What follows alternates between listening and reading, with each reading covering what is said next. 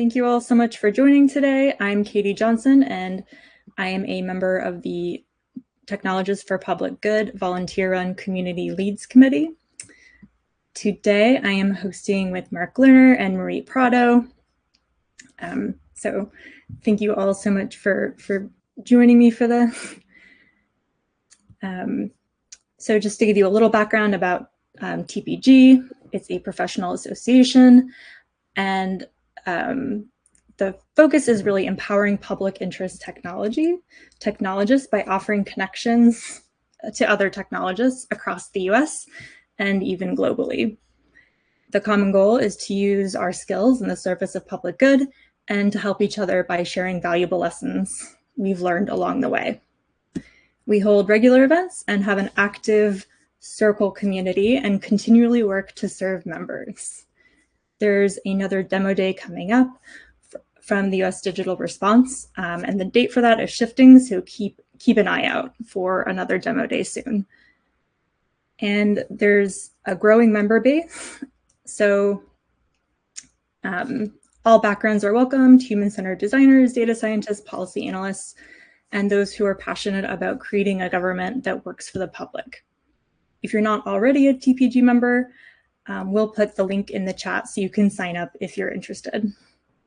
Also, let us know how you heard about this event, if this was something you heard about from the presenter, LinkedIn, or another member. And just a little housekeeping that we'll be recording this presentation. So if you're interested in getting a copy of the slides, let us know and we'll either share them with you or post them in an article that will be released in the weeks following the event. If you have questions during the presentation, Jessica will be pausing throughout, so kind of keep that in mind. Or if it's more comfortable, feel free to just put those questions into the chat, and we'll do our best to get to as many of them as we can. So without further ado, we're excited today to have Jessica Margolin, who began working in the field of impact investing in 2001. Ms. Margolin developed a theory of intangible assets as important windows into the risk management of organizations, which he tested through investments 2002 to 2005, and later presented in conjunction with the Institute for the Future's flagship product, the 2007 10-year forecast. Then Ms. Margolin applied this theory in social ventures and investment advisors, in philanthropic, corporate, and public service contexts. And today she'll be presenting on the data needs for climate projects. I'm so excited that everybody's here today to chat with you and let you know what I know about this topic. Today, the agenda is to start with setting a time frame. Now, of course, if we don't have resources or if there's political opposition, we need to face that squarely. But for what it's worth, the US military has been planning for climate change since George W. Bush's term. And I don't know, but I'd assume FEMA, Army Corps of Engineers, and others have rigorous planning processes right now as well. So then we'll talk about what can be done right now to help based on identified needs. And then we'll talk about the direction that external standards are pointing and why. And finally, we'll cover a little bit on muni bonds. So let me move to here. All right. So just with a show of hands, I think, is anyone aware of insurance issues within your community right now? And yeah, where are you? Is it Elham or Elham, or how do you pronounce your name, if you don't mind? Or maybe you can't speak right now. Yeah, it's a challenge right now. And there's an article that is covering the difficulties of insurance in California. It's not just impacting the areas that are uninsurable because of fires. Everyone's rates are going up to reflect the elevated risk overall. There's also an article that I ran across about drones overflying people's houses and reporting, sometimes incorrectly, on the conditions of the property for the purposes of insurers trying to renew a policy. This was actually brought up by the independent insurance agents agents themselves, typically small businesses who are having policies canceled by the insurance firms.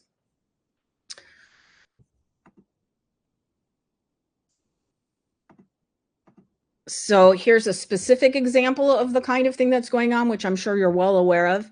This is a town in North Carolina that crossed my feed one evening recently, naming the intersection of this larger photo, which allowed me to go find it on Google Earth, and then also the NOAA site, looking at the 100-year flood and the 500-year flood. The 100 years the blue, the 500 is the yellow.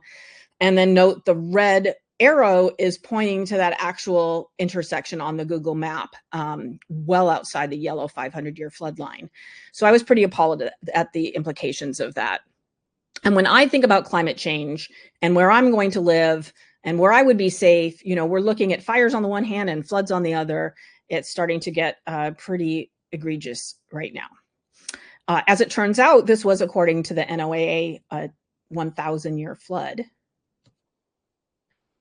And I'm not sure whether it was just picked up immediately by Bloomberg or whether they broke the story. But the point is, investors are looking. And when the government, the military, and the financial powers that be are all looking in the same direction, that typically means at the very least, people are going to be talking about it.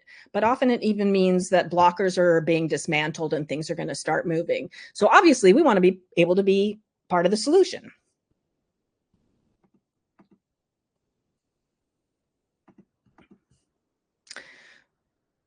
So I'm only going to present 2 slides in this section, and then we can pause for a second and if you have some questions. So what needs to be done? Fundamentally, the first step is around needs analysis. It always is for the local government to govern and to have one eye on the standards and the formats, which I'll go into in a second, so that the work that is done can have a longer shelf life. So I've worked in nonprofits, including accepting volunteers in to help, but I've never been in the public sector. So I'm making these suggestions from the point of view of my own experience about what works in the nonprofit setting. Municipalities probably want to be leading the program. They're the ones who can figure out what data they need and how they're going to roadmap the program. They have formal authority as well as relationships to reach the right people to be at the table and be able to identify these needs and to be told of unforeseen blockers as well as political motivations in order to move forward. Then technologists outside the agency should have that person as a primary liaison, but can provide a lot of value by organizing hackathons on specific issues that have public and municipal data available. And in some cases, you can even set up community projects around gathering data. This can be professional pro bono work, but it also in some cases can be community volunteerism. Even kids can contribute, particularly when it comes to, maybe not quite so young, but particularly when it comes to the environment and taking data, which is something like field work. So for example, when I was in graduate school, we had a bird count with the Audubon Society. This is in Minnesota. So we went out freezing cold in the winter and counted birds. And this was part of a national effort. And obviously you need a huge statistical sample and, there's a lot of variability year on year based on where you're standing. And, there's some organization, but also it's, community data gathering.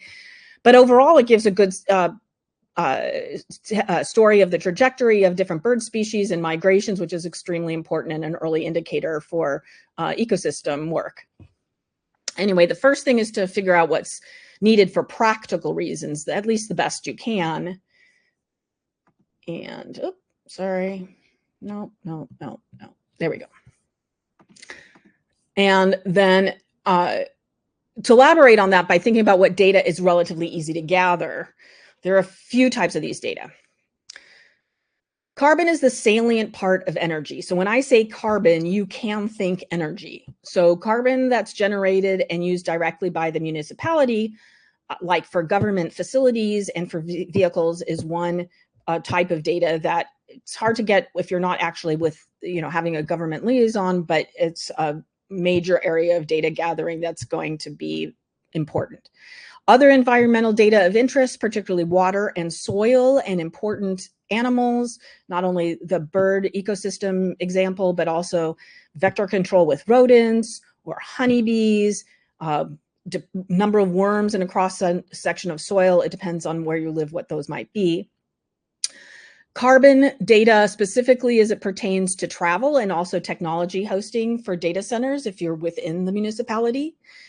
From a policy perspective, just ensuring that energy providers have to break down the sources of energy is immensely helpful, but it's actually a very big lift for them in case you're putting those policies in place. But if you don't have what the source of those the energy is, then it's going to block a lot of other data gathering efforts and attribution for different energy sources. And of course, once you know what's important to your municipality, you can make vendor selections based on that, including which government, you can make vendor selections, which is something that governments already do. Similarly, all these same things with social data. Is your staff representative of your community? How is your community changing? Your supply chain and other issues that probably at a municipal level you're already tracking, but those are germane.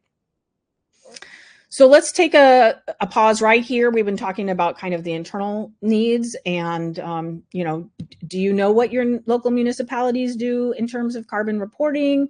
Is anyone in the group working on these projects right now? Just unmute and chat if you can.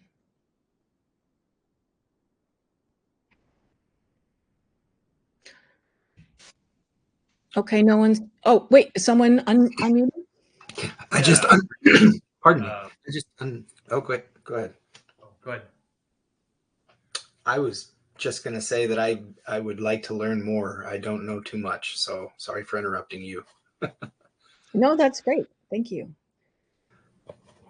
And I'm not seeing your names on the screen. That's another strange thing about this platform. But so I'm sorry, I don't know your name, but go ahead. Reese. Reese. Thank you. Yeah. Yeah. So working with the city, like trying to get data, greenhouse gas emission data is what we're working on, and be able to do projections like, are we reducing GHGs, things like that, and being able to tie that in with, shifting climate and other data as well. But our core data set that we want to get a hold of is that GHG carbon footprint. And you're working with the municipality. Are they being able to facilitate that process? And do you think that is, I mean, again, I'm just kind of coming at this from what I know nonprofits are like. Is this the same thing in the public sector, that you really need an internal champion to get this kind of data, or are you finding ways around that? It's about doing the inventories. So what we're advocating for is one, to do more or inventories more regularly, and then having an open data portal where that information can easily be accessed is the requests we've made. Certainly, right now the city's dealing with budget shortfalls and challenges, so it's not an easy conversation, but it's planting the seed now, and then when the city's in a better place, being able to, hopefully they can move forward with that. Understood. Yeah. Thank you. Okay, well, let's move on to external standards. So at this point, you're as Reese is saying, kind of wrestling through getting a liaison and getting the attention internally to the extent that you need it. So I'm going to just start with one slide worth of background here about the financial industry. The financial industry has been trying to figure out how financial return is related to risk for a very long time. That is traditional finance. That's not even sustainable finance. It's traditional finance. And there's a ratio called the Sharpe ratio that explains this from 60 years ago, connecting risk and return. And this is why you may have heard the term high risk, high return investment, or low risk, low return investment when talking about if you do have any savings that you're investing, what kind of strategy you might have.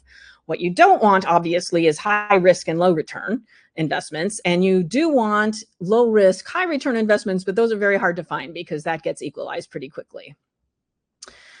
So in the 1990s, for example, it became a truism that even in Silicon Valley, VCs invested in a team, not the product, because the biggest risk, or not solely the product, because the biggest risk is product market fit. And it's the team that has to solve so many problems together. And what is that but an investment in what we call intangible assets? Intangible assets are trusting each other, having enough health and being in a healthy enough environment that you can at least do the work, relative knowledge and education, and the emotional intelligence and social connections if you don't have the education or the specific knowledge that you need to be able to go seek it out. Without any one of those elements, the team is much less likely to be able to stick together long enough to get the startup off the ground. So in general, financial people who are sophisticated notice these elements of an organization. They may or may not care about them depending on the kind of investing they're doing, but they notice them. And you know where trust, health, education, and socialization are built. That's in the municipalities. So municipalities are very central to the whole schema of trying to make inroads in mitigating climate change. All right, so I'm going to talk a little bit about SASB and those standards. Some of you may be familiar with them already. So in order to understand better the intangible risks as they exist throughout all businesses, not just startups, but we are talking commercial businesses at this point, Michael Bloomberg of Bloomberg founded the Sustainability Accounting Standards Board, SASB, about 10 years ago. There's a well-established Financial Accounting Standards Board, FASB, which this alludes to. So you may not or may not know that when publicly traded companies file their SEC, Security and Exchange Commission, their SEC filings, they have to mention important risks, because if they don't, an investor can turn around and sue them if the risks become actualized. Anyway, so that doesn't have to do with climate. Any bare minimum risk to your business, you have to disclose to investors. Those are usually referred to as material risks. That's what materiality means. SASB's primary work was to codify these bare minimum risks that companies, again, just not municipalities, just to be clear, have to let investors know about. So SASB did this for sustainability issues, and this particular grid shows along the top the different sectors. On the left side are various elements that might be material for that industry. This grid is expanded here for one sector in red, extractives and mineral processing. The columns that are still black up top represent the average requirements for that whole sector, but the red one expands it for the different parts of that industry. So for example, all of the categories within extractives and mineral processing are going to be affected by GHG emissions, with the assumptions that humans care about a livable climate. I'm not sure why coal operations aren't affected by air quality, but I'll take a moment to point out that the process by which this table is constructed and reviewed is very laborious, much like a public planning process, with all stakeholders having iterative commenting opportunities. So I'm not sure what the differentiation here is between coal operations versus coal mining, but I'm confident that it was a deliberate, mindful process. The advantage for you of this work is that because it's so thoroughly constructed, it can be a good roadmap for how to start or how to prioritize, if you have a long list of things that you want to do. And this is an example. Hang on one second. This is an example. Of course, education can be an industry too. Speaking industry also. So there's a SASB map for the education industry, and this is an example of the detailed specifications that you get if you're really digging into the document. I've taken one little snapshot of it, but just to give you an idea from a data perspective, it's kind of nicely codified, the same kind of codification that you might see in other compliance processes. This can provide you some guidance on what to look at if you are generating new ideas. All right, now the other major, there's several different organizations, but the other major one I want to talk to you about today is the UN SDGs or Sustainable Development Goals. So this is another major lens through which to see these risk data. Keep in mind, these are global goals, not US or even Western centric, but they evolved through an explicitly idealistic policy-oriented process. So this is not a grid. The goals themselves overlap, the items within them overlap, and the boundaries are not clear in the first place, but because they were formulated with political and policy-oriented language, they can provide a different set of information that might even be more useful or at least feel more native to people and stakeholders who think in terms of policy creation. There are also breakdowns for these targets and indicators, and I show you a couple here. Since they're goals, they have time commitments for a measurable achievement rather than requiring a measurement of existing data. You'll also note language like minimum proficiency level that allows for interpretation based on current local standards. Now, I wanted to also mention, I have a link to everything in the final slide, in the link slide, so you don't need to worry about where these are all, how to get back to them if you wanted to dig deeper. And then finally, I want to talk about what ESG means. So ESG is environmental social governance data. You may have heard this term before. It's essentially a mnemonic for one way to think about the major categories of long-term risks that can happen at the municipal level. Environmental risks, carbon, GHG, pollutants, water, social risks in terms of inclusion and belonging, health and education, and of course, having the right policies and processes in place for governance. And I list a few logos there of other organizations. There are really a plethora of organizations. Not only, there's even more than these, there's also third-party vendors as well who have their own codification. So while we wait for the SEC and other regulatory agencies to get through their own processes, and in the case of the US, the court challenges, these are good places to just, understand the convergence of these different standards. I also want to mention that ESG is becoming a little bit of a political term, so it may be easier to just talk about risks and use this as just a mnemonic, like I had mentioned. All right, the final point I wanted to leave you with today is eventually, because it's about managing risk, the need to report these data is coming to municipalities. That was a lot, and there's a little bit more that we need to cover, but maybe let's stop here for some questions. I know looking at rubrics is not necessarily the most fun thing at all, but hopefully that was helpful. Does anybody have any questions or observations at this point? Reese, I see you unmuted. Oh, am I muted? You are unmuted, but it's unfortunately hard to hear you. I don't know if your microphone. That's good. That's much Is that better. Okay. Yeah.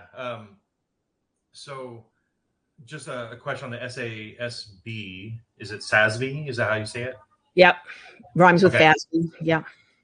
So as a way to kind of track and report in like risks to the company, it seems like it's a reporting tool for the SEC. Is that correct?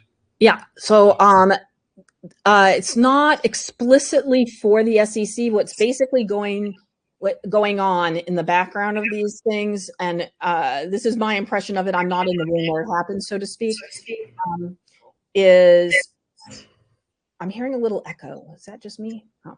Anyway, so SASB started out as a way to reduce risk in the markets because everybody was having their own idea of what they should or shouldn't report, and the strictest interpretation of what sustainability information you had to report was the material risks, because it doesn't matter what those are. If it's a material risk to your business, you have to tell the investors about it.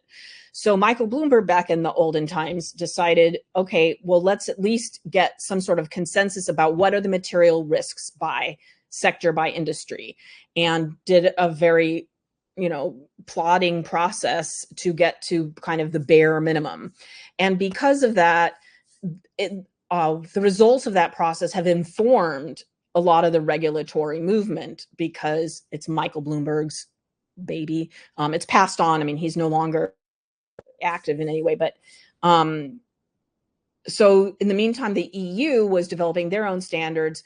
They're actually, involved in even more aggressive. They're not only looking at the bare minimum materiality, they're looking at much more kind of goal-oriented regulatory requirements. But beyond that, I mean, they have requirements around biodiversity, which even to me, and I'm very much of the we need to do everything we can. There's no research yet to support some of the targets. So, or it's fledgling. So it's kind of doing double duty to kind of throw a stake in the ground about where we're trying to go, as well as creating a regulatory framework for the present. So, and then the US SEC looking at Europe because of a major market, wanting to keep that all aligned, so that's how they're all kind of feeling very similar. If you're noticing the similarity between what's in SASB and SASB and the European counterparty that doing the similar thing there, they have unified into one organization called the Value Reporting Foundation from, I think 2022 is when they merged. So they merged. So the EU and the US version that created the SASB have merged into one with different projects that are remote. But anyway, so it's a landscape at this point. It's not just single entities. Did I get your question there? I'm familiar with the B Corp certification and just kind of trying to draw any parallels. So B Corp is consumer focused for the public to discern for, where should they spend their money. This is obviously, for governmental reporting and similar type of things, but maybe a similar thing is that like the chief sustainability officer in a corporation would be handling both of those reporting aspects, and yes. And so I'm sorting this in my head. So you're putting your finger kind of right on the crux of it, which is a lot of the regulatory stuff is so that investors, including like big pension funds, can look at the data and make the same kinds of process that they normally do with investments, except now with including sustainability information. And this chief sustainability officer internally, ultimately, I just saw actually an ESG controller at Netflix. So it's coming, it's becoming more and more like a compliance function as opposed to a marketing function. It used to be mostly a marketing and communications function. Now, as the regulatory environment matures, there's a reporting aspect of it. So, so the chief sustainability officer is kind of, wiggling around a little bit right now as the regulatory environment matures. And then the B Corporation, when Andrew started that, I think it was like 2008 or something like that, maybe a little bit earlier even than that, there wasn't much of anything. So it was just a way to be as rigorous as possible in the signaling of, no, we really care about these issues. At least back then, I honestly am not that up on what the requirements are right now, but at least back then, there was a big intake and they pretty much inspected you for you to be qualified for their seal of approval of being a B Corp. So it was a vetting process because there was no regulatory environment. And in fact, Bloomberg didn't really collect any of this data yet. So there were different elements like the Carbon Disclosure Project and different groups that were trying to move this forward, and some companies that were forward thinking as opposed to reactive. So yeah, it's a landscape now. It's been a landscape. It's doing the thing that landscapes do. Maybe I should move forward a little bit and we can have some more questions at the end. Yeah. All right. So now talking a bit about muni bonds, and in particular, the ETF project that brought me to pay such close attention to muni bonds. So this is not something I'm going to go in great detail other than to tell you on the links. There's a link to the MSRB and it has lovely, lovely stuff there. So just to be clear about muni bonds in general, there's either a general obligation bond, which is the kind that you pay from your budget and you can raise taxes to pay back, and project finance, which is you're building a new school building or you're repairing sewers or trying to make a railway that goes from Los Angeles to San Francisco or something. And it's easier for the latter to have sustainability kind of outcomes associated with it. And so those are usually what end up being the green bond or the social bond, are these project related bonds. This particular chart talking about the life cycle of a bond starts with presto changeo. Here is a muni bond. There's actually a process prior to that, and there's a link in the link page specifically to a video that walks you through the parties that are involved in creating muni bonds. And the point here that I wanted to make with this is what I'm going to talk about next. There's a secondary market for bonds, by which I mean after the bonds are issued, then different funds or different investors are going to invest in trading those bonds the same way you would stocks. So while there's a market for green bonds or sustainability bonds, there's also a market for all kinds of municipal bonds.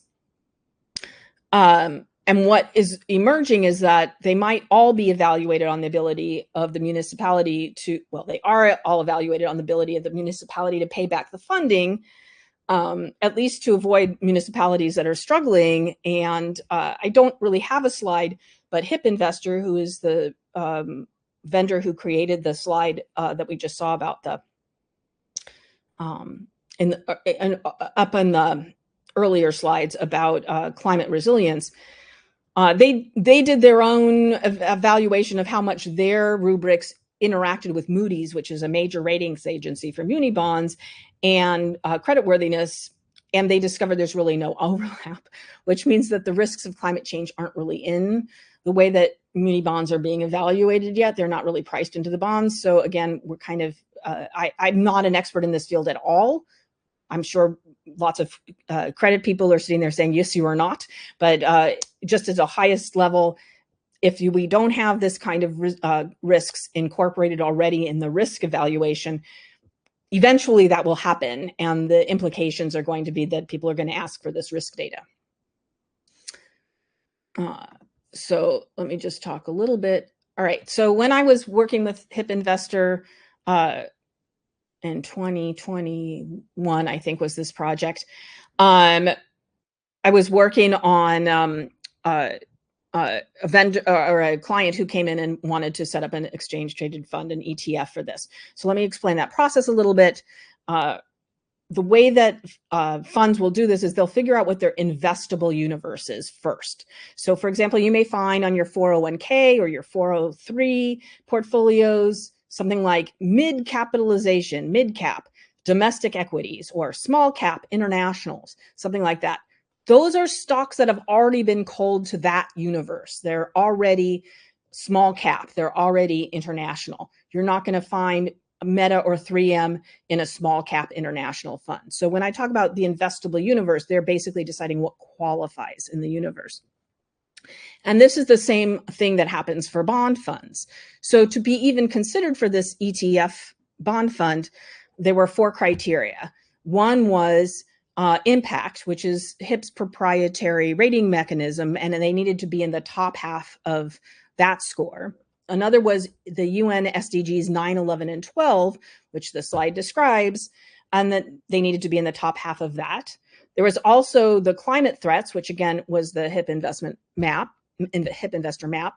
And they needed to be in the top 2/3 of that because there's so little data and so few are doing very well that in order to make the universe big enough to actually be a viable investment, they had to include quite a few. So it's just really excluding the ones that didn't have data or that were really doing poorly. And then finally, opportunity zones are a designation that helps specific social needs community members to achieve housing and other areas. So the point is just to reinforce that all municipalities are going to eventually have to report particularly climate data. I know it's a huge ask from where we are now, but forearmed is forewarned. I'm not really sure how to say that saying. So I just want to cover a couple other things. This is practically an advertisement for HIP Investor. Just so you know, the link is in the slide. And they have so many resources, and they point to so many resources about financing in particular, but also the way they think about a lot of these things. Really, they do wonderful work. And another resource to know about as for municipal bonds in particular is EMMA. If you want to actually go read a specific bond, this is where you can actually find the documentation of that bond, the same way that if you go to the SEC, you can find the actual documentation of a specific company. And just like getting that company 10K, and you get all of the background and contextual information that they have to release to investors on the municipal bond, you get all the information that they have to make legally available. So they're really good resources for finding out what's what. And I will put this here just because that makes it in the presentation rather permanently, but also it will be in the deck. And just I wanted to thank you all for being here. And if you would like to connect with me on LinkedIn, I would love to do so. So let's stop sharing and open it up. Yeah, thank you, Jessica. And thank you for sharing today and just sharing your time and insights with our community. So now, as you're mentioning, let's open up for questions.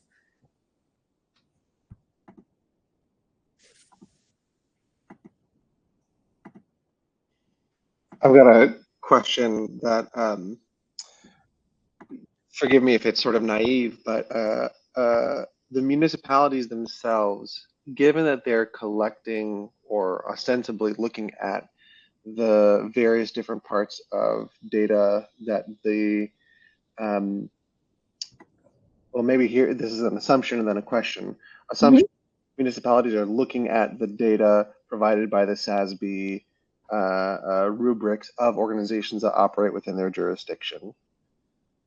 That's the assumption. The question then goes, are different municipalities sort of doing better or worse than others in terms of like actually leveraging that data and using that data to either oversee or regulate those different organizations where effective, or to then come up with their own programs, policies, financial programs, whatever the case might be? Like, are there municipalities that are sort of leading the field, as it were, in leveraging that kind of information? That is an excellent question. I don't really have an example of that specifically. I will let me rephrase that. So I know of specific projects. For example, particularly on Paul's site, there's a pointer to the Great Lakes area of the United States and their water management. And I know there was a lot of input from what data was available there that they were using in their decision making and their policy planning. But I wasn't involved in that project, so I don't have details of that. So I do know it's happening. It tends to be the larger, more well-resourced organizations that are able to move things forward. I will say that for the smaller towns, there's actually kind of maybe lower hanging fruit for helping them if you talk to them, because I have a feeling that any kind of data gathering or any help organizing their data or cleaning their data would be something that would be so incredibly meaningful to them, having looked at some small towns' data in the past. I need to pause for just 1 second because my window has just vanished, which I'm going to put on. No. Yeah, I know. I just tried to move it to my other screen and it literally, I don't know where it even went. It's very strange. So, I mean, I can just talk to everybody like to talk, but I would rather see your faces because that just makes me happy. I do not know what happened. Really don't have any idea. Let's try escape. That usually is helpful. It is not. Oh. I know. Well, if it's any help, we still can see you and hear you just fine. let's just keep talking, and that's fine. It's like a phone call. Yeah, there's a question in the chat, which I imagine you can't see, from Jenny. Are all munis using SASB, or are there other rubrics that exist out there? Yeah, SASB was designed for companies. So most munis aren't really necessarily looking in that direction. There's a lot of other rubrics. There's the Climate Disclosure Project. On one of the slides I had there was a bunch of different logos that represent different entities. For example, the science-based, there's a science-based, 2 other letters that, man, I can't stand it when I can't remember a thing like that. But anyway, there's, let me see if I can find it on my, I mean, I have access to this. All right. So there's science-based targets.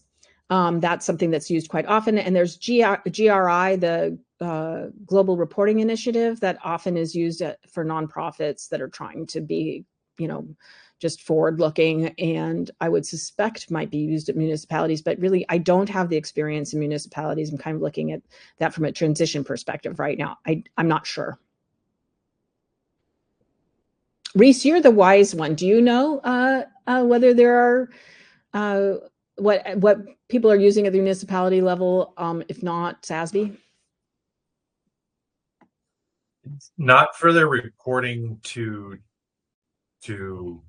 standards or other folks. We're looking more for citizen scientist kind of things, and we would love to generate a report every year, just allowing for the municipal bonds aspect, right? We had a 2022 conversation about putting one on the ballot, and eventually we had to recommend not to do it. For a few reasons, but hopefully it does come back, and we want to be able to give the public, like measurable results of if they're putting their money out there, so it's all more on the public facing side for us versus the reporting side.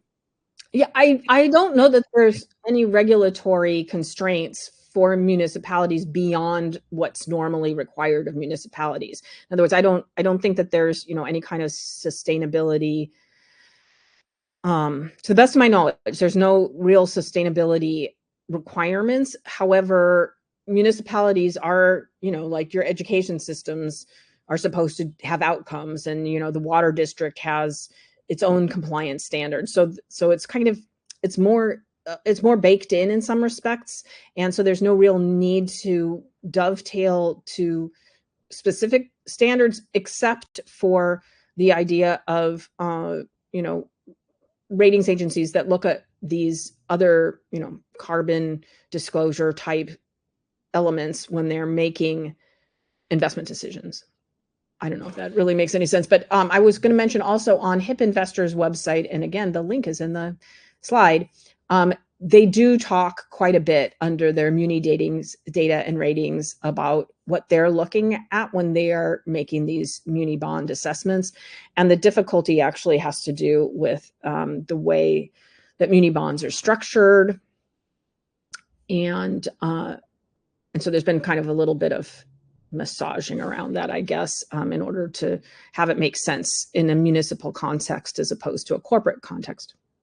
It's definitely worth a read.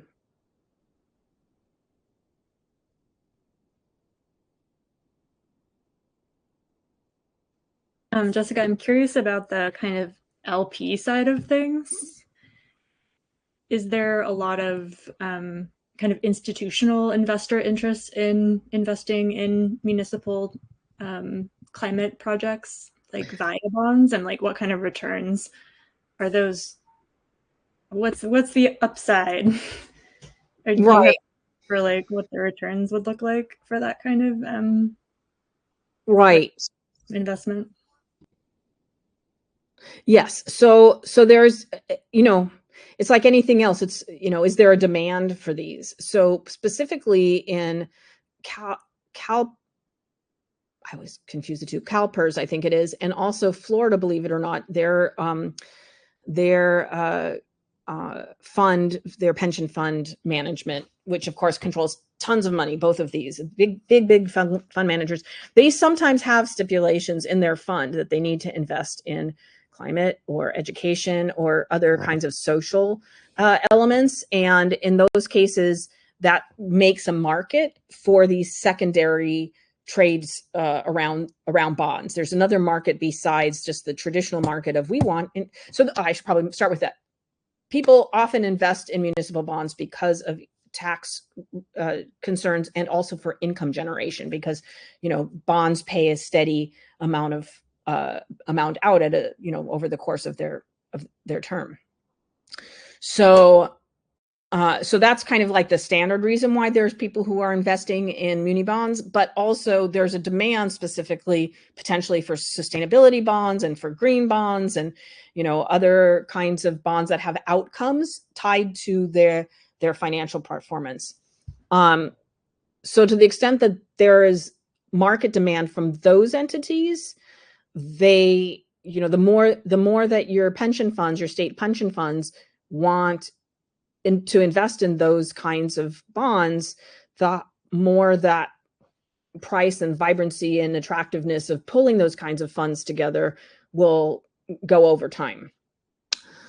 As an aside, so for example, we talked very early on about insurers.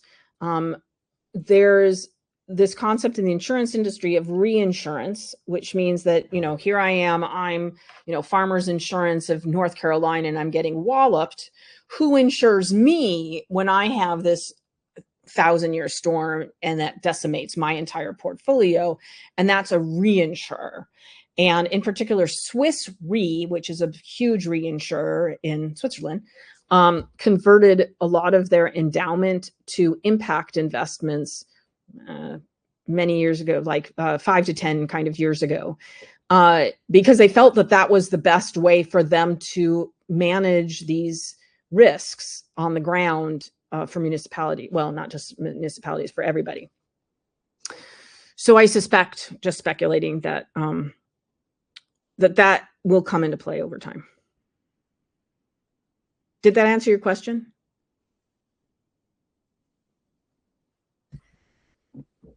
It made me think of another question of, okay, so how much work needs to be done in municipalities in the US in terms of financing climate projects, and how much institutional investment demand is there right now, and what is that gap?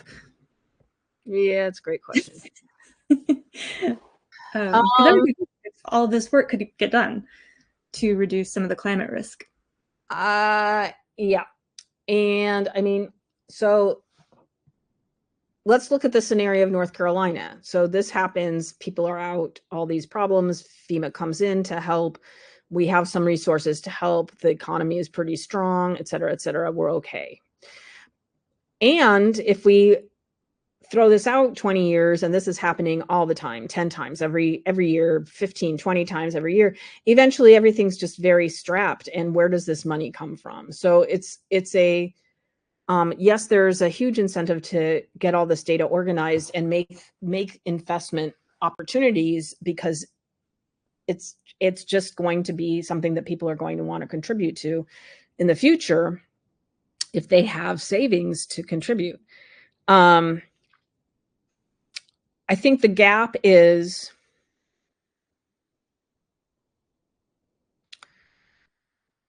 seriously, Katie, you need to come down and we can go hang out again. This is a big question. I think the gap is around, well, look, I'll put it this way. So when I'm not even sure whether I gave this anecdote already, but when I was doing this work last year, a couple of years ago for a HIP investor, one of the projects that I was working on involved looking for county data. And I ran across a spreadsheet that was, without going into what state it was or what was going on, it just indicated that there was so much need for training, and the data itself wasn't even data. It was comments, comments in the data field kind of thing. And the comments weren't even professionally, they weren't professional comments. They were, difficult. So, so there's so much need, and the smaller counties, the smaller cities are going to be the ones who really just don't have the resources. And this is why I'm saying that one of the easiest ways to help probably is at a local level if you happen to be in an area that is drastically understaffed and relatively small in terms of its budget. Yeah, well, we can't, and the fact is, we it's hard to do anything if we don't really have a snapshot of what the carbon situation is. But maybe okay, I'm sorry, I'm just rambling now. It's a really interesting question, Katie. Let's talk about it offline and yeah, see what else needs to be done. Sounds good. I remember when we were talking about this before in the past, you mentioned that sometimes it's just really obvious what the biggest climate risk is. It's, well, for the people who had their town flooded, it's making the town more resilient to the very, very obvious risk.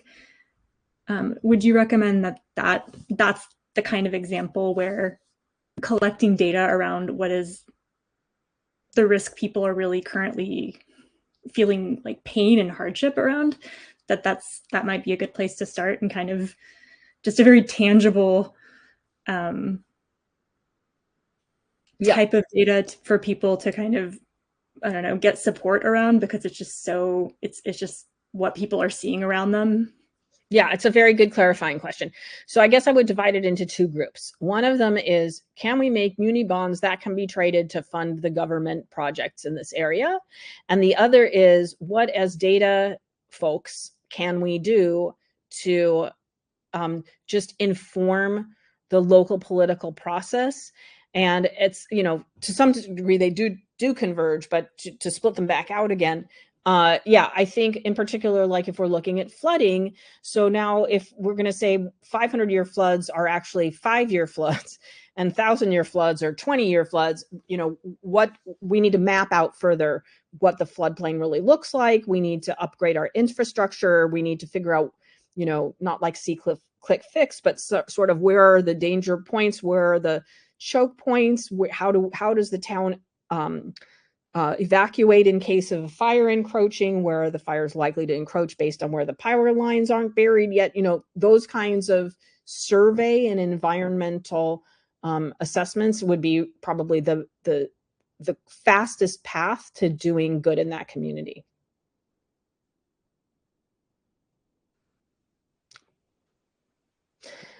I am noticing the time is getting short. Do we have like maybe one last question, or we need to wrap it up?